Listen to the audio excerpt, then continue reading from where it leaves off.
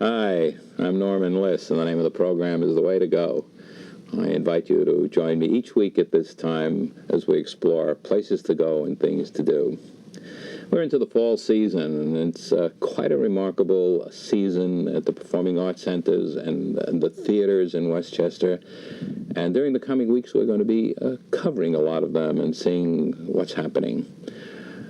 Today we're talking about the Emelin Theater and a wonderful program, and my guest today is the executive director of the Emelin, David Watson. And David, I know you talk about the 1995-1996 season at the Emelin as being innovative. What's this innovative season that you have now going on? Well, there are a number of aspects to that, Norman. One of the key ones is that we're starting to look at producing some of our own theater again. We're expanding the program, making it more flexible, trying to serve a broader audience than we've been able to serve in the past with the programming we've had. So, for example, our children's theater has a new Power Kids series for older children. We have a 5-show theater season that we haven't had. Well, let's go back a little bit. This is the 23rd year for the Emelin Theater, and it's your second. Yes. But really it's your first, isn't it, in a sense? Yes, it's the first one that I've had the opportunity to program entirely. So probably there's some things in the programming that are a matter of personal taste, as is always the case with anyone responsible for choosing programming for an arts center. But is it personal taste, or is it a reflection of what you sense is what the public wants in a theater of your nature? I mean, it's an intimate theater. It's well located. There's parking facilities. Your audience is different than audiences for other performing arts centers. Well, that's true, and it's always a balancing act between one's own personal taste and what I know as the executive director responsible to a board of trustees, what I know will sell and attract an audience and therefore serve the audience. Yeah. So there are certainly things that I program in the theater that I won't attend. If I attend all 268 events, I'll never get home and see my family. So it's always a struggle when there's something that I really want to see to decide whether. So how do you determine that? Is it a balance act? Do you break it up into sections and say, well, we want to do a children's, we want to do an older children, we want to do a theater, we want to do a dance, we want to do... Is that how it's done? That's the starting point, is to say, well, we want to have 6 programs for older children. It's a new series, so we want to see how it sells. We don't want to program a dozen. And at the same time, we know that, for example, cabaret sells very well, is very popular with our audience. And because of our proximity to New York, we can attract some really world-class artists and bring them in. So we want to make sure we have enough of an opportunity in the schedule to accommodate those artists. You might explain why that proximity helps, not because the New York audiences are coming here, but how does that proximity factor work for you? Well, it works because we have a collection of artists in New York who are happy to sleep in their own beds for once, and not in a hotel in some distant city. So they love to work near the city. We also have a lot of artists who live in Westchester. Sure. One of our authors this year, a number of our cast members are Westchester residents, and it's nice for them to give a hometown concert. In effect, let's start with something locally. You are producing a play locally, written by someone local, and what is that one? We do have an illustration of it, so let's talk about it. Yeah, this is The Witch Who Was Afraid of Witches, a very popular children's book written by Alice Lowe, who lives here in the county. And she and Jacob Stern adapted it into a musical, a children's musical, which had a brief run in New York a couple of years back. And I was charmed by this script when she sent it. And, of course, because it's not something that came to me as a touring production from some company in the distance, I said, well, let's produce this here at the Emelin. Let's do this exactly the way we want it, suited for our stage. And since we have the advantage of a local author, working with her on it as we go. Have you produced other things in the past, or has the theater produced others? The theater has, but not probably in a decade anything for children. We've done adult plays. We had one earlier this season, but this is going to be a first in terms of children's theater producing. Now, on the other hand, that doesn't mean that we don't have touring productions. We have a huge production of Babes in Toyland, which is coming in. Yes. In December. A touring production means what? Well, it's a production that is produced elsewhere, either by a packager or by another nonprofit theater, such as ourselves, and it comes in a bus and a truck and plays for a couple of nights and then moves on to another location. Babes in Toyland is interesting because, once again, we have a local author, Alice Mathias, who lives over in Harrison, and it's going to be a thrill for us to have the author in the theater there. How does it work with a production that comes in? Your theater has a certain configuration. As they travel around the country, they find other configurations. How do they fit into them? Well, it's something. It's a bit of theatrical magic. There are some productions that we're interested in or that want to come to Mamaroneck that simply won't fit into the theater, and we simply can't get them here. They, for whatever reason, the set just doesn't fit into the theater, or they need to be able to do things we can't, like fly scenery in and out, hoist it up into the air out of the view of the audience. And we don't have that capability. So it's a matter of adjusting and talking to people we've worked with before who know the theater and know our limitations, as well as our great advantage, which is the intimacy of the theater and also the sophistication of the audience. The star aspect is good. You've got Eli Wallach and Ann Jackson doing Love Letters, the great Love Letters, which I know has played with different performers doing it over a period of years. Great acclaim. It's a wonderful two-person, easy to do, I suppose, because they're working with the script in front of them. Yeah, but a marvelous story. It's so emotional that it brings a response in front of any audience. And certainly the people that Martin Gottfried, who was on this program last week, kind of in a preview to your appearance, is bringing in with his conversations in the theater and some of the people that he's bringing in. I personally have known his work for a long time. I attended what he did at the 92nd Street Y on Thursday nights, and I was sorry to see it leave there. I'm delighted that he's bringing it here, and it should be great with really top people in the theater coming Absolutely. up. Well, that's another example of the advantage of being near New York. I know as one of the Westchester arts presenters that we complain a lot about the influence of New York and the difficulty of competing with that. But at the same time, Martin Gottfried could not attract the quality of guests that he has if he were in North Carolina, because those people are not available to him there. He made a very interesting point to me, and he said that he doesn't have any difficulty, because he knows so many people and has written so many books on the theater and is a movie critic.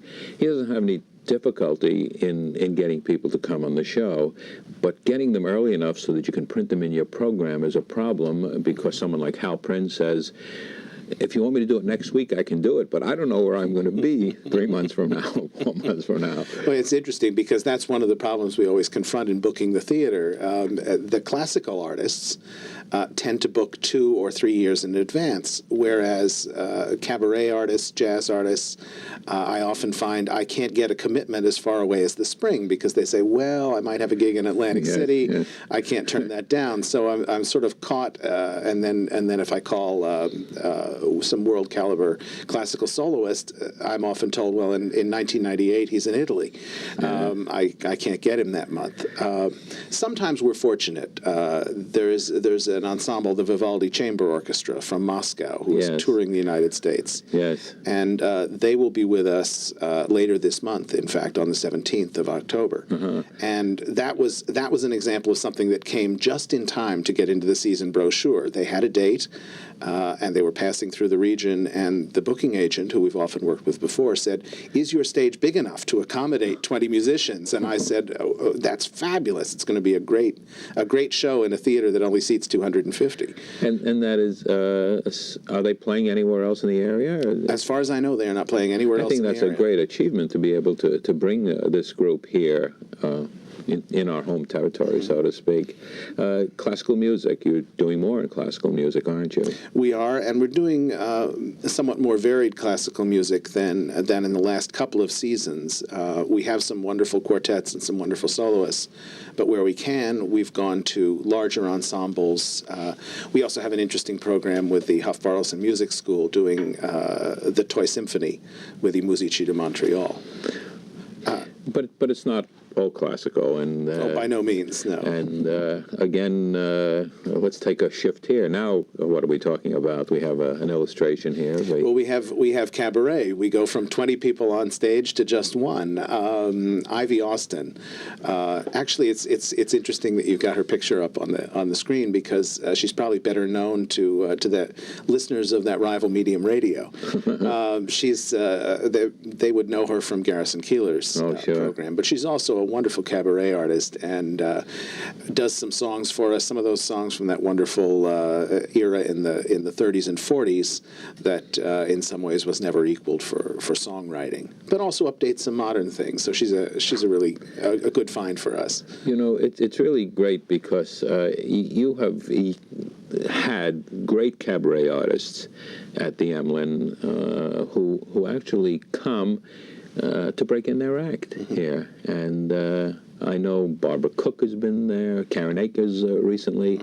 Very recently, right before Rainbow and Stars. But then we're also the beneficiaries of that, because we have the Calloway sisters, Liss Calloway and Ann Hampton Calloway, the first weekend in November. And I like to joke that they're breaking in their act at Rainbow and Stars before they bring it to us. Yes, they're an interesting combination, because their paths have gone in different directions. One has been in the theater, and one has gone off into cabaret, and strictly in cabaret and nightclubs and so on. But here they are together. Is this the first time that they're together, doing an act together? I think they did a sister act once before as a benefit out in Long Island. But this will be the September run at Rainbow and Stars was the first, and then they're bringing it out to us. It's certainly a great variety, and I do want to remind our audience that we're talking about the Emelin Theater, and it's very diverse and very interesting program, and that my guest today is David Watson, who is the executive director.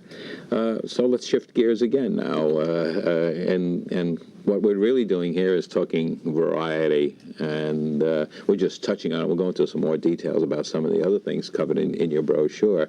So what is this illustration that we've got here now? This is Children of a Lesser God, Mark Madoff's play about a romance between a hearing and a deaf person.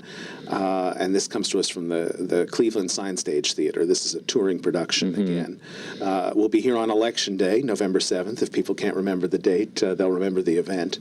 And this is also interesting for us because in addition to having this very moving play at a performance that will be interpreted in sign language, we have this company in the afternoon doing a workshop for students where they will do scenes from the play and then activities involving those to explore the issues of communication between hearing and non-hearing people.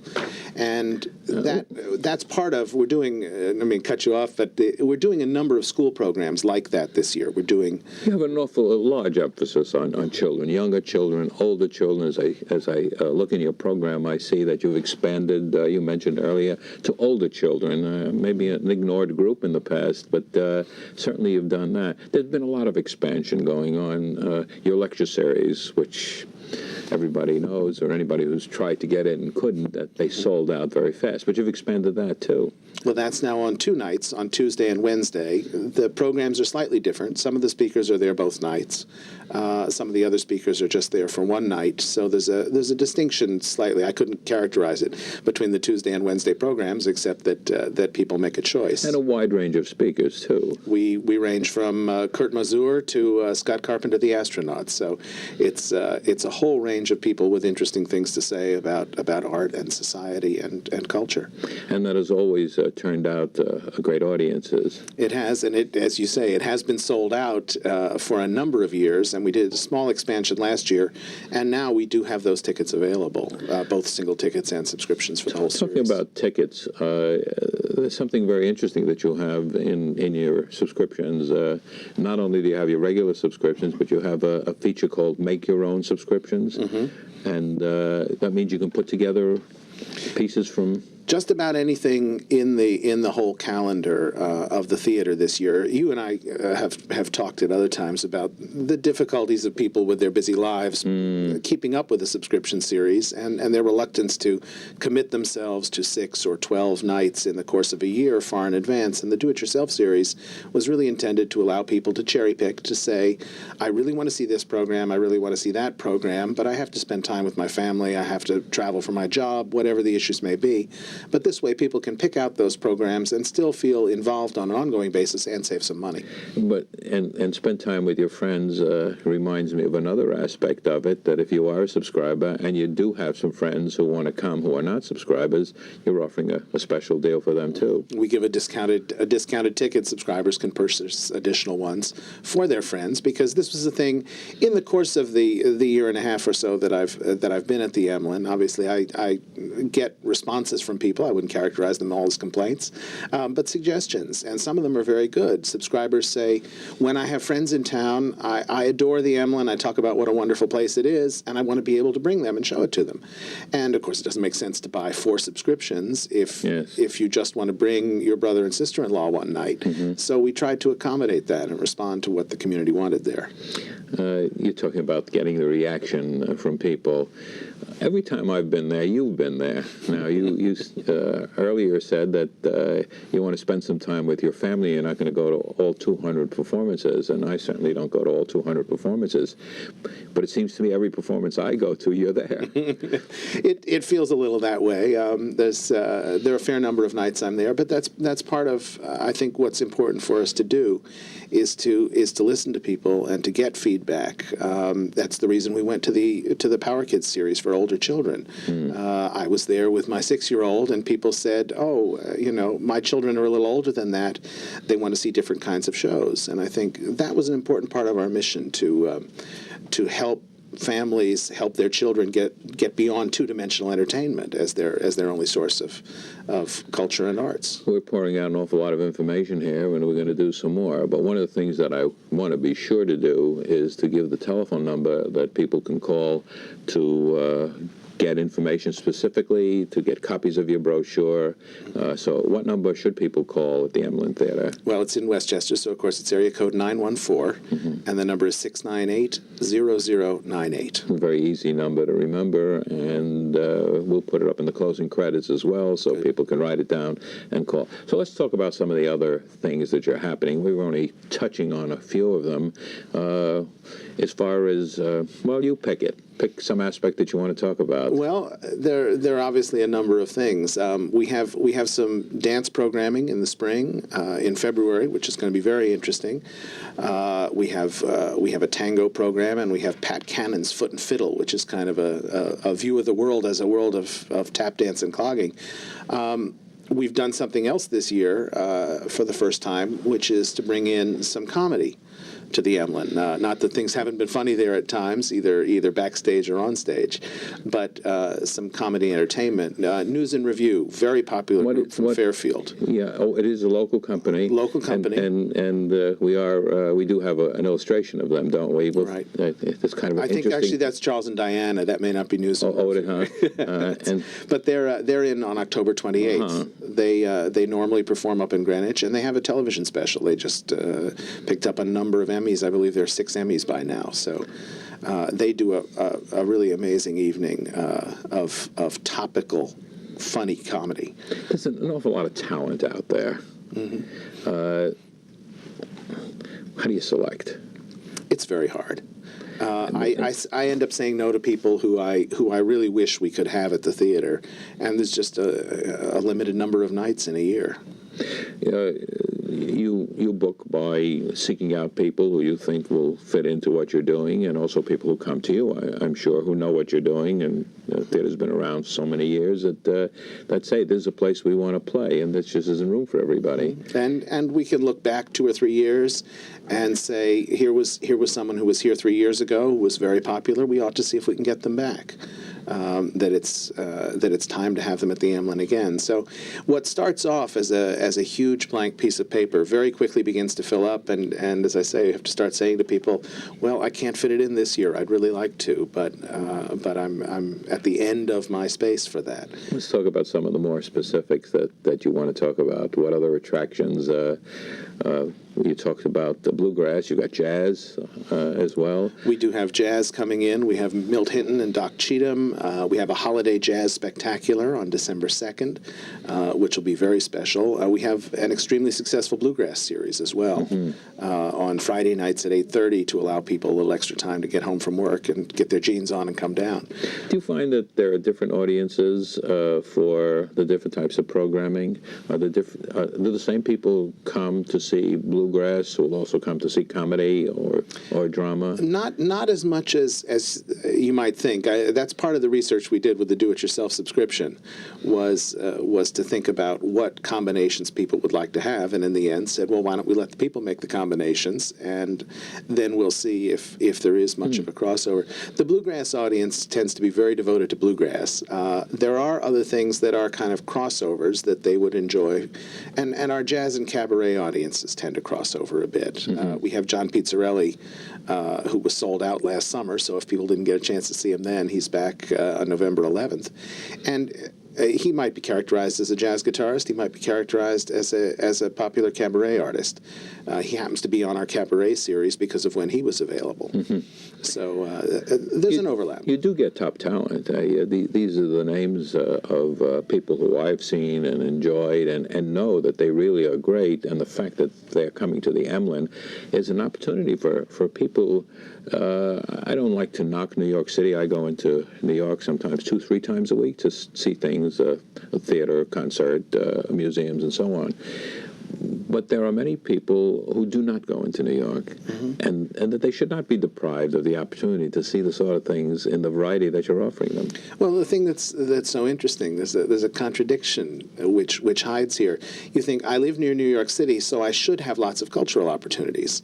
Well, sometimes because you live near New York City, you don't, because the film is booked into Manhattan, and then the film goes to Hartford. And if you lived in Hartford, you'd get to see it near your home. But it's hard, and New York is a challenge for some people, and it's an expense. You mentioned the magic word, film. Your film series has always been very, very popular. But there's something new in your film series. Yes, we have a new projection system. So the quality of the projection and the image that people are seeing will be, I think, on a level of the other professional images that we present on the stage. It was a choice we made and said, no, we need to do this. That other system has been around for many years. We need a new system, and that'll be lighting up in the fall. I think that's very important because I know I've seen films there, and they have not been up to the standards that they should be. So I think it's great that you have this, because some of the people who may have held back can now know that they're going to really see something that looks good and feels good. So how do you feel about it? Are you here? It's the fall, and you got a season all laid out. You got your brochure printed. You're selling tickets. And are you planning 1996, 1997? I got a call this morning before I came over here from someone who said, I want to talk to you about the fall of '96. And I said, don't even start. Give me a month to just sit back and think about what we've done. I really do start that intensively, and it's an interesting topic in December or so. And part of the reason for putting it off is that it gives me a chance to look at what happens this season, and at least in the fall months, get a sense of where the audience is leading us in terms of what they want to see. But what you've indicated from your programming this year, that the audience has led you in a certain direction. Are you also leading the audience? I try. I think we have a duty to do that. We have a mission to do that. It's almost like getting someone to try a new cuisine that they haven't tried before. We say, you've trusted us before. You've had great evenings here. Come and see this. We believe this is wonderful entertainment that many people will enjoy. And if you come and see it, perhaps we can introduce you to something that you haven't experienced before. Maybe you've never been to jazz, and you'd like to try it out. This is a way to do it without committing yourself to a night in New York and a $75 tab and a $30 parking charge. That's an interesting point on talking about leading the audience. If people are not entertained, if they don't go out feeling good, particularly in drama, but they go out thinking or talking about it, even saying, I hated the show, but it brought up an interesting point. I guess that's a crossroad that you must face when you're programming theater. Well, certainly in the case of theater, that's an issue. I had a very interesting discussion about whether we should have warning labels on theaters. We had one production last year at the theater where the poster said, caution, adult language. Mm-hmm. And obviously that kind of language is offensive to some people. It may be in everyday use. It may be entirely appropriate to the characters. The question is, should we put a warning on a play? And I've come down on the side of not doing that. On the other hand, we have a sign we can put in the lobby that says this performance not recommended for children. So there is an extent to which we can take a risk, and I think we ought to do that. We have to do that. If all we produce is something that we know is going to be entertaining and acceptable to every single person who might walk through our door, we're not serving the artists, the creators, the authors, the composers. We have to take some chances. Even with the classical music, if I program nothing but Vivaldi and Beethoven and Brahms and don't give any chance to hear a composition by Bright Sheng, then I'm not doing my job. Mm-hmm. So it is a tightrope, and you have a mission, but your mission is not one mission; it's a multi-mission. Mm-hmm. Actually, is what it amounts to. Isn't it? We actually have a statement of our mission, which says to bring the finest performing arts in the world into our community. And that is really what we try to do. And I think I can look at almost any decision I have to make and say, is this fine? Is this truly of outstanding quality? And on that note, I have to say to you that we've run out of time, and I thank you very much for coming. I've been talking today with David Watson, who's the executive director of the Emelin Theater, talking about the wonderful season for 95-96. I'm Norman Liss. The name of the program is The Way to Go. And until next week at this time, enjoy yourself.